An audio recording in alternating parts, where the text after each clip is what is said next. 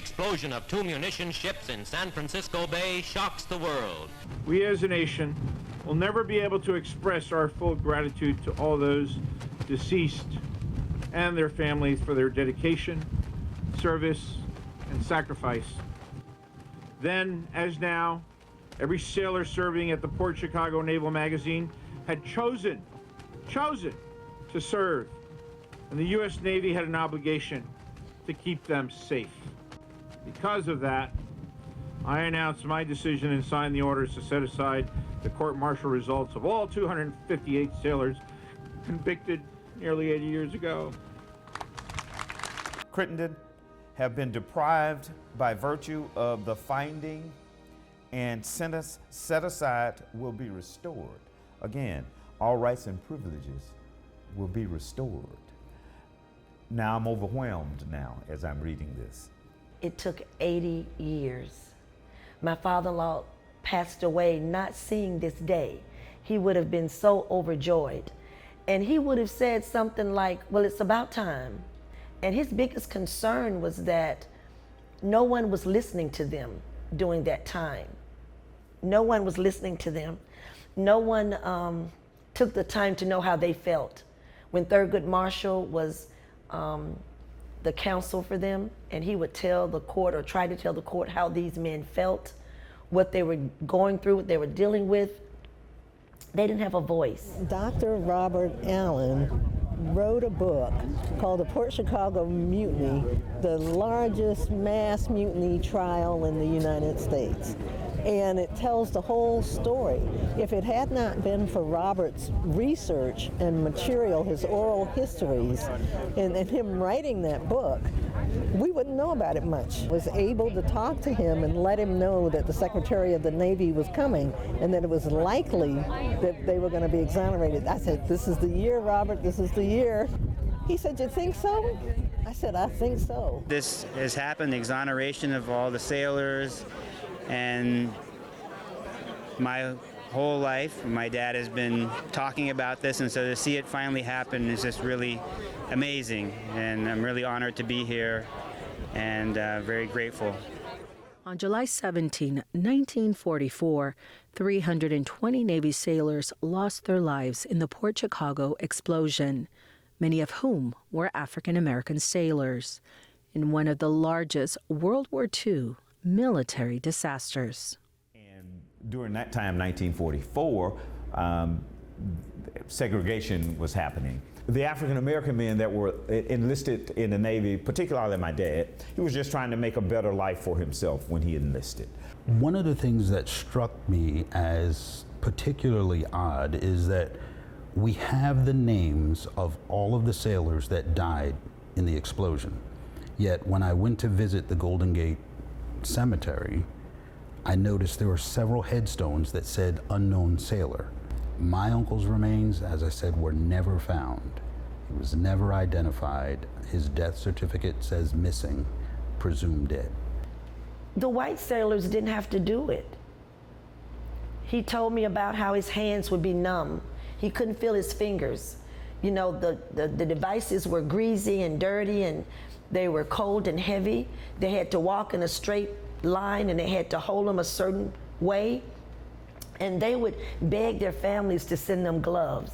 After the disaster, hundreds of African American sailors were ordered back to work before an official investigation could determine the cause of the deadly explosion. Denied standard survivor's leave and deprived of additional safety measures and training, 258 sailors protested, resulting in 50 being charged with mutiny.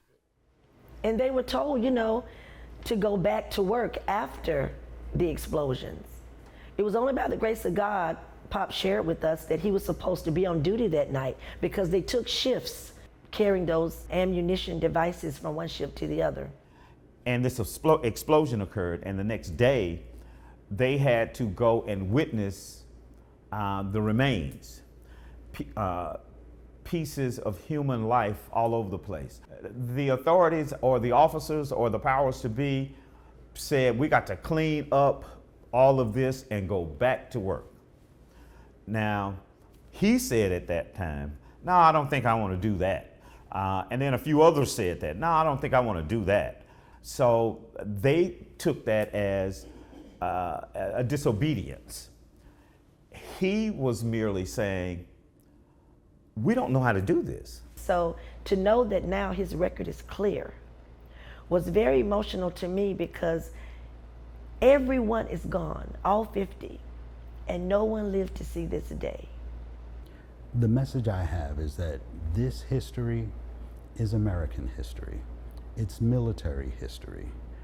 Yes, there's a significant component of it that is Black history, but the message that I have is that this county, Contra Costa County, the local folks here have done amazing work to champion this story and to support the efforts to make certain that we actually got to exoneration. What's next? Sure. So now all their records will go to the Board of Correction of Naval Records, and they'll have their discharges upgraded basically to a full honorable discharge. And then there'll be an evaluation done also by the Department of Veterans Affairs to see if there were any benefits that needed to be completely reconstituted for these sailors as well too.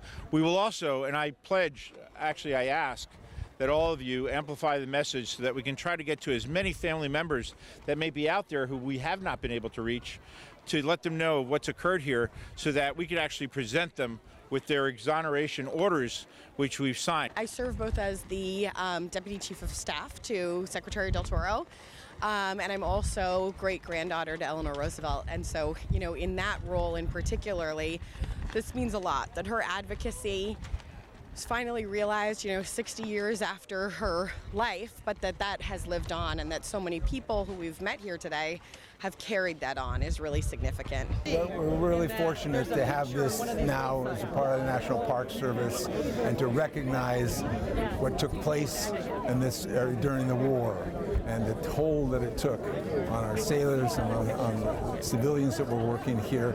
And this, I don't think we could have a better monument than this for the whole Bay Area to understand what took place here in Port Chicago. It's redemption. In a sense that moral arc of justice finally happened. And it's really a tribute to them, none of them are with us anymore, that this is their legacy of this country. A great country should be able to accept that it made a mistake, and it's finally done that. Well, first off, I am extremely proud of the fact that we finally got there. It's a shame that it took this long. But one thing I wish is that I had the opportunity to sit in the face of all those gentlemen and their families who's waited so long for this day to come.